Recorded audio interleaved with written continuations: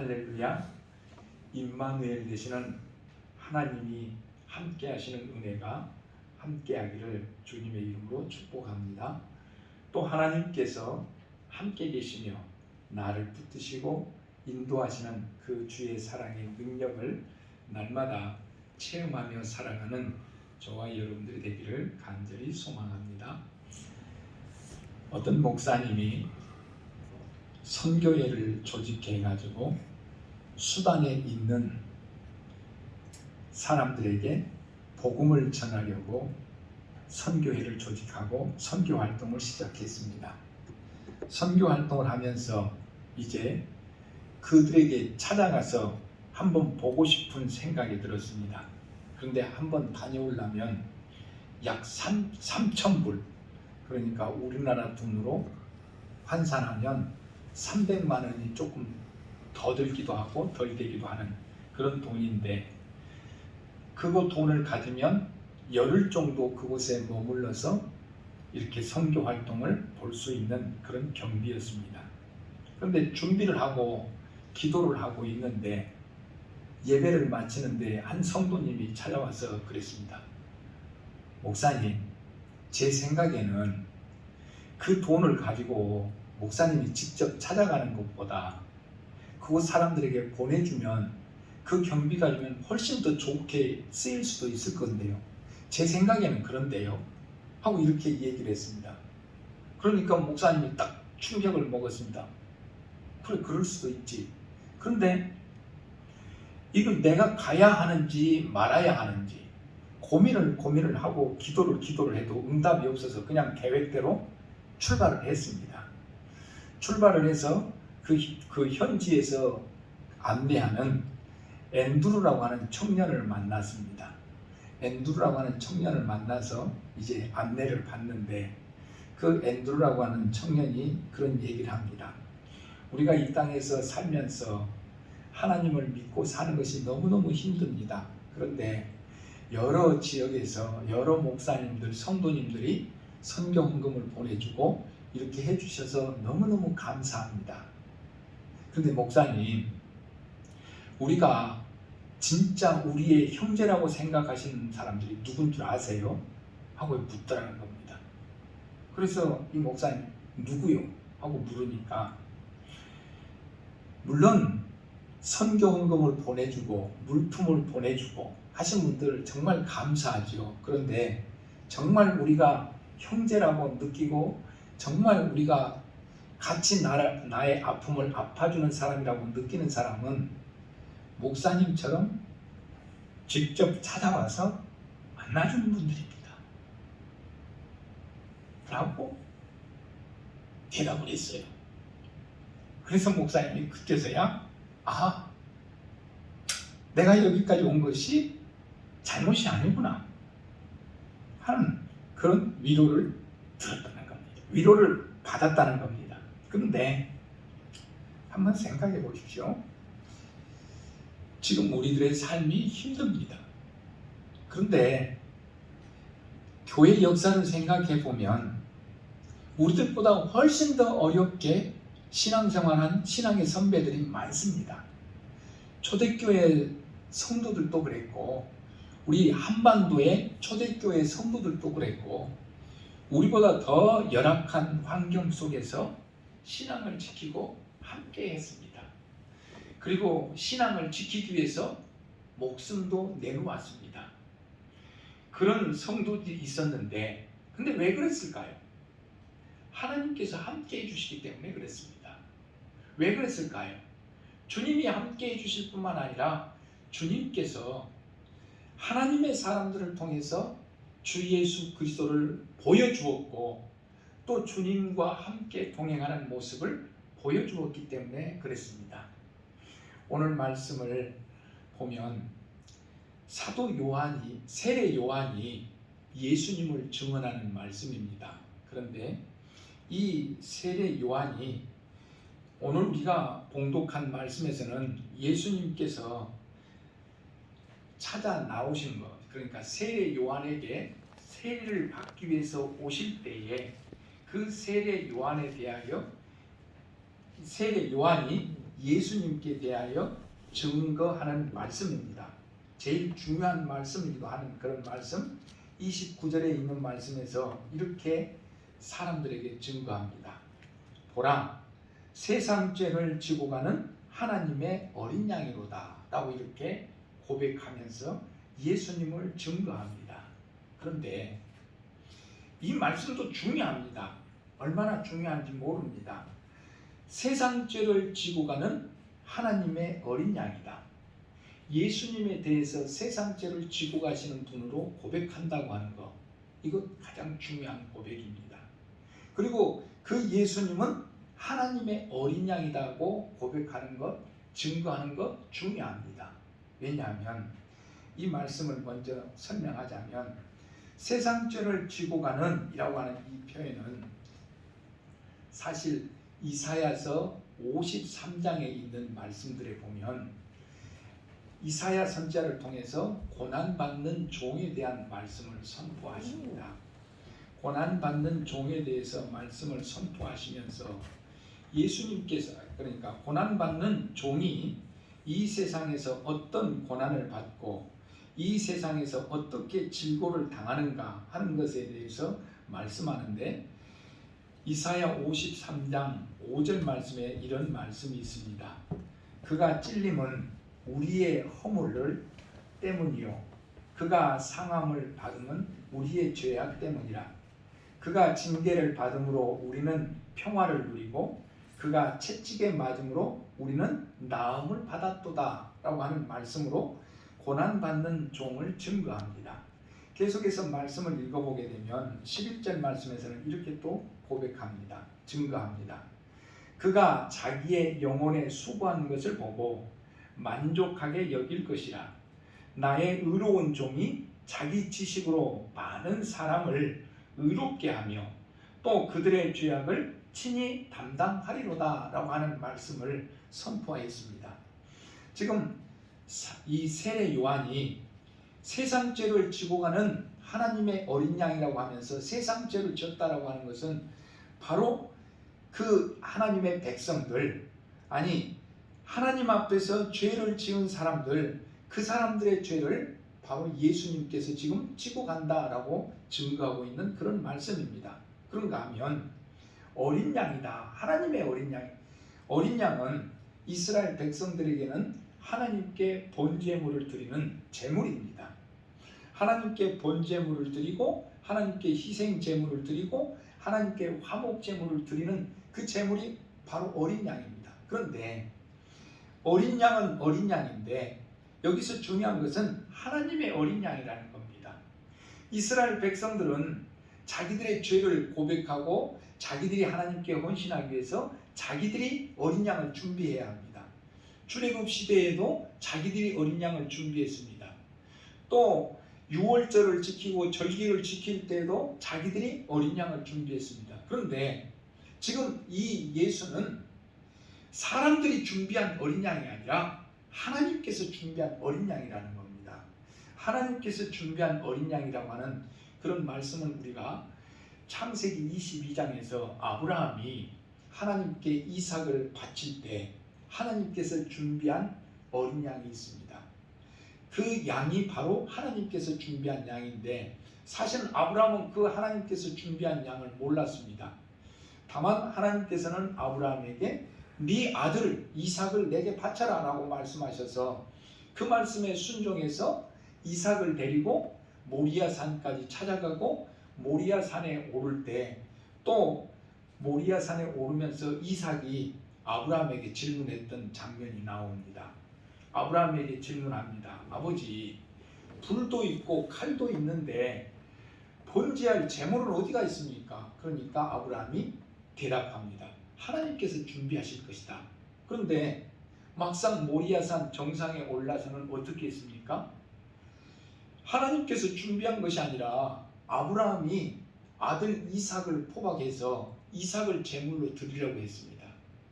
그때 하나님께서 급하게 아브라함을 부르셨고 아브라함에게 내가 너를 알다. 내가 이제 네 마음을 다 알았다 라고 말씀하시면서 아브라함으로 하여금 뒤를 돌아보게 하고 그 뒤를 돌아보았을 때 수풀에 걸려있는 양을 보았고 그 양으로 하나님께 제물을 드렸고 그 제물을 하나님께서 기뻐 받으셨다라고 했을 때 하나님께서 준비하신 양 그것을 뭐라고 표현했습니까? 여호와 이레라 라고 이렇게 표현했습니다. 하나님께서 준비하신다. 그런데 오늘 이 세례 요한이 예수님을 보고 예수님께서 자기에게 오시는 그 모습을 보고 세상 죄를 지고 가는 하나님의 어린 양이로다 라고 이렇게 선언했다 그 말입니다.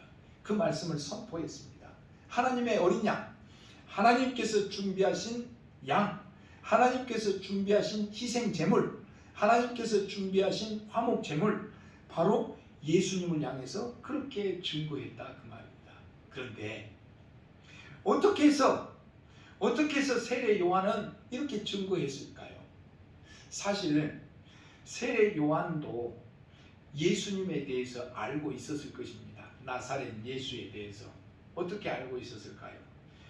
예수의 어머니 마리아하고 이 세례 요한의 어머니하고는 먼 친척간이고 또 마리아가 임신했을 때 세례 요한의 어머니를 방문해서 위로를 받았던 적도 있었잖아요.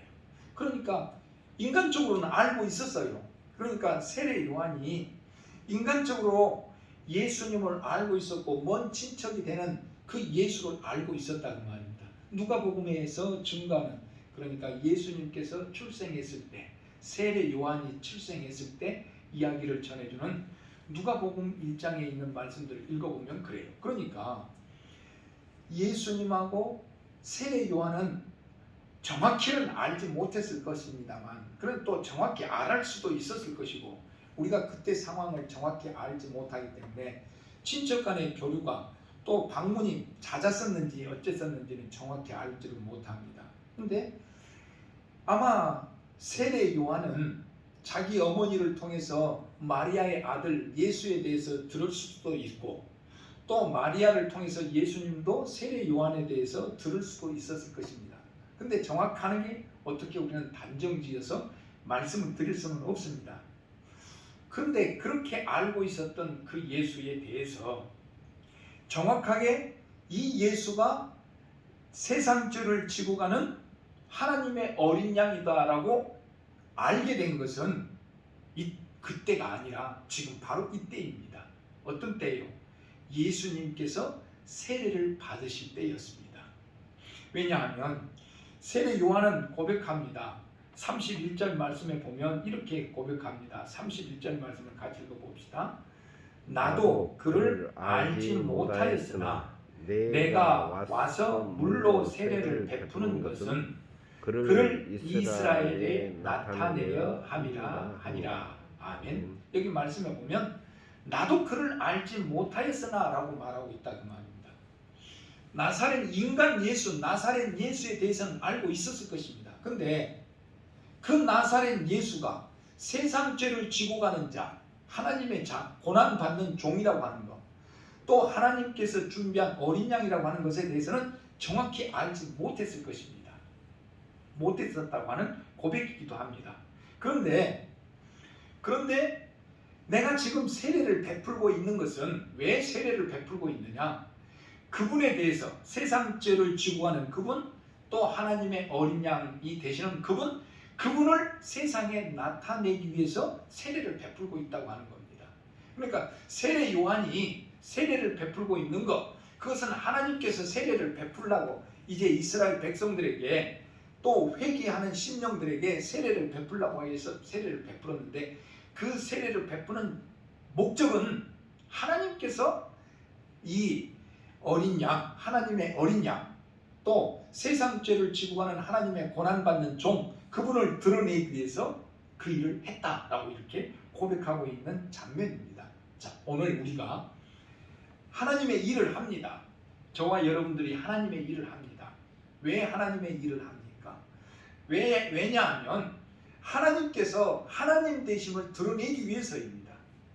또 하나님께서 하신 일들을 세상에 드러내기 위해서 내가 순종하고 내가 그 일에 순종해서 하나님께서 살아계신다고 하는 것, 하나님께서 우리를 사랑하신다고 하는 것, 하나님께서 우리와 함께 계신다고 하는 것을 증거하기 위해서이고 그것을 나타내기 위해서입니다. 우리가 우리의 인생의 목적을 하나님의 하시는 일을 나타내고 그것을 드러내기 위해서 내가 살아야지 하고 결단하게 되면 저와 여러분들의 삶이 달라질 수 있게 될 줄로 믿습니다.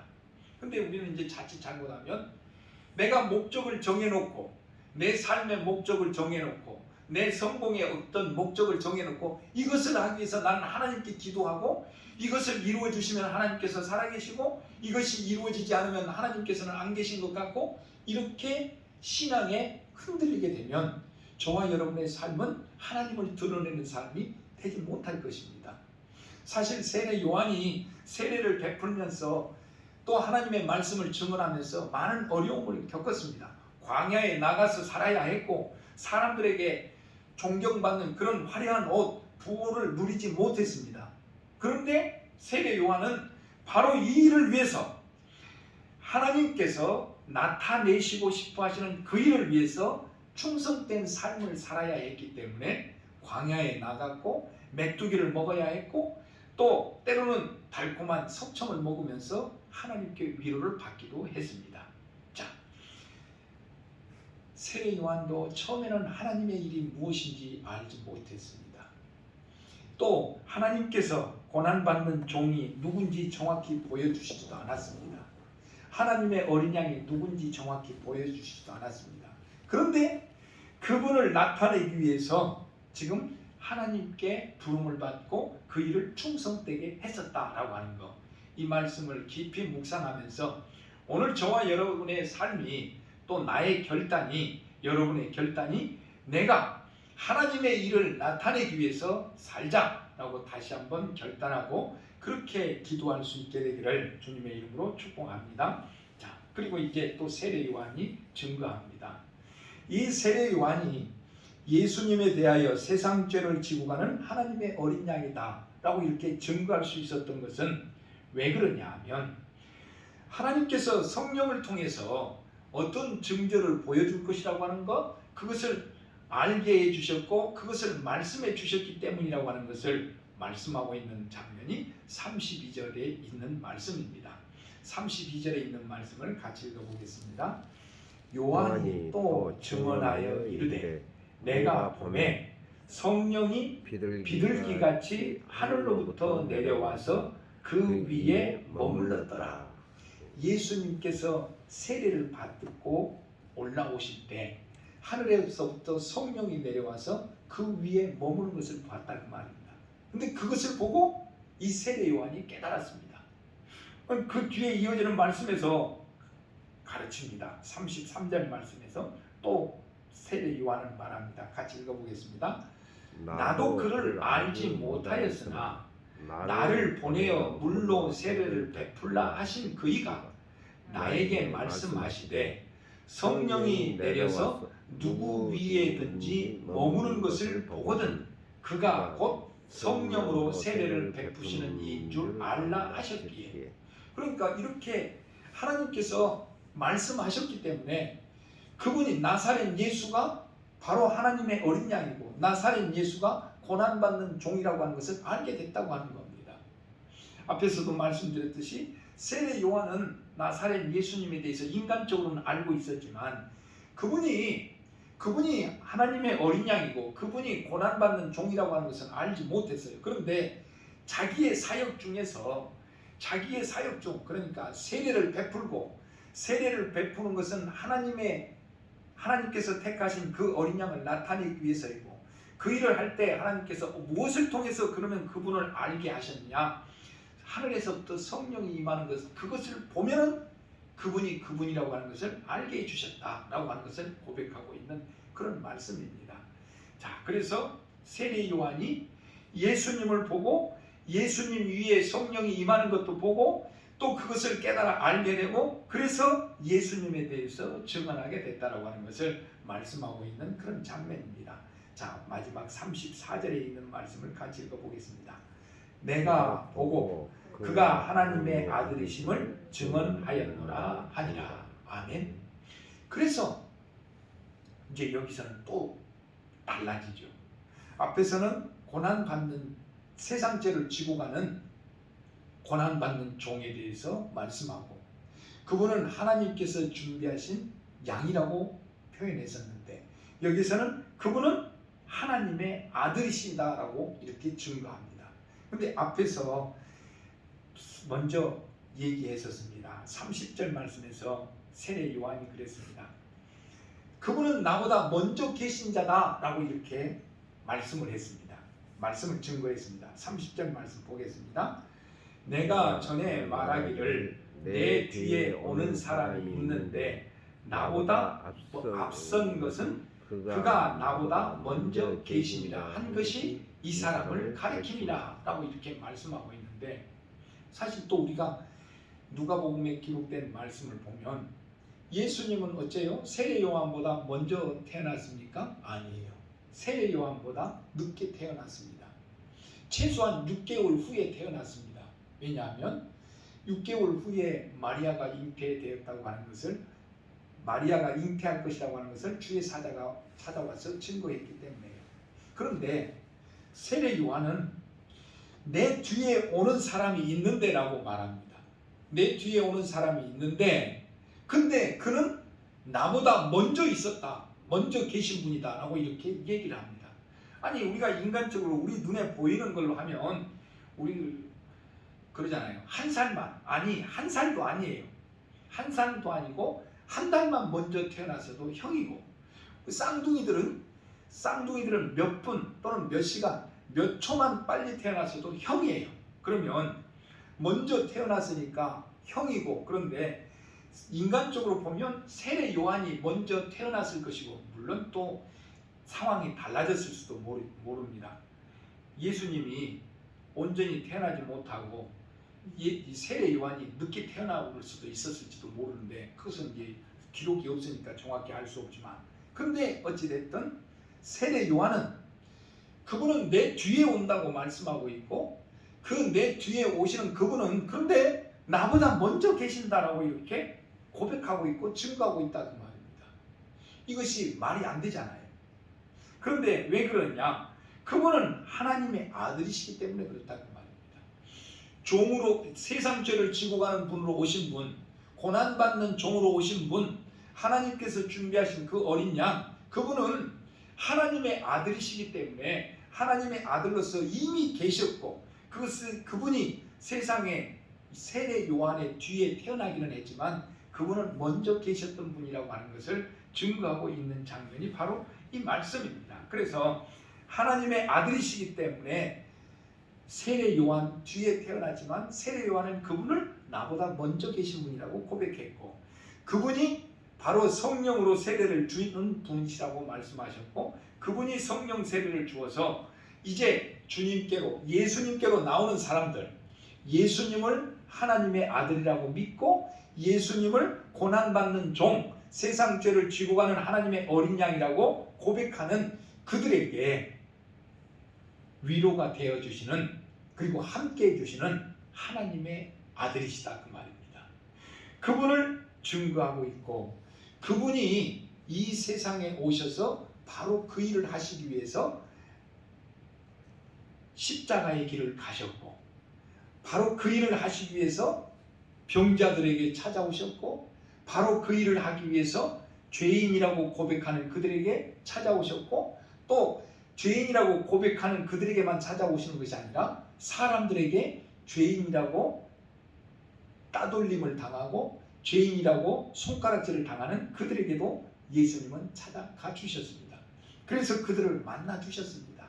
자, 오늘 또 우리의 삶은 고단합니다. 오늘 또 우리의 삶은 때로는 낙심이 됩니다.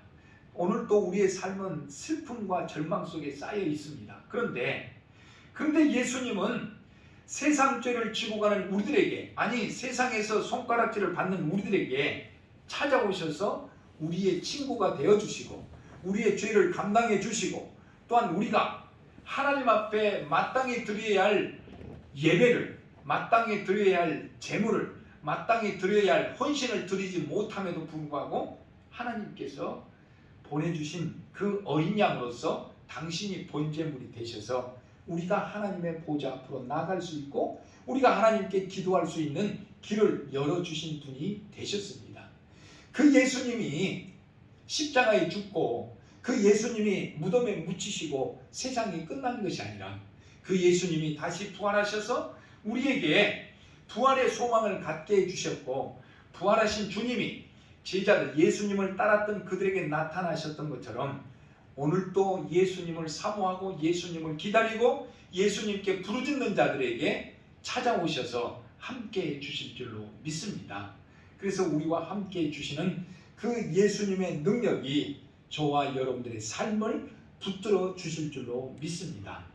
그 예수님을 세례 요한이 보았던 것처럼 볼 수 있는 은혜가 있고 또 그 예수님을 세례 요한이 증거했던 것처럼 증거할 수 있는 저와 여러분들의 삶이 되기를 주님의 이름으로 축복합니다. 말씀 한 군데를 찾아서 읽어보도록 하겠습니다. 히브리서 2장에 있는 말씀을 보도록 하겠습니다. 히브리서 2장에 있는 말씀, 히브리서 2장 15절에서부터 18절에 있는 말씀을 읽어보도록 하겠습니다. 신약성서 354쪽 히브리서 2장 15절에서부터 18절에 있는 말씀입니다. 같이 읽습니다. 또 죽기를 무서워함으로 한평생 매여 종노릇하는 모든 자를 놓아주려 하심이니 이는 확실히 천사들을 붙들어 주려 하심이 아니요 오직 아브라함의 자손을 붙들어 주려 하심이라. 그러므로 그가 범사의 형제들과 같이 되시니 마땅하도다. 이는 하나님의 일에 자비하고 신실한 대제사장이 되어 백성의 죄를 속량하려 하심이라. 그가 시험을 받고 고난을 당하셨은즉 시험 받는 자들을 능히 도우실 수 있느니라. 아멘. 하나님의 아들이신 그분이 바로 이 일을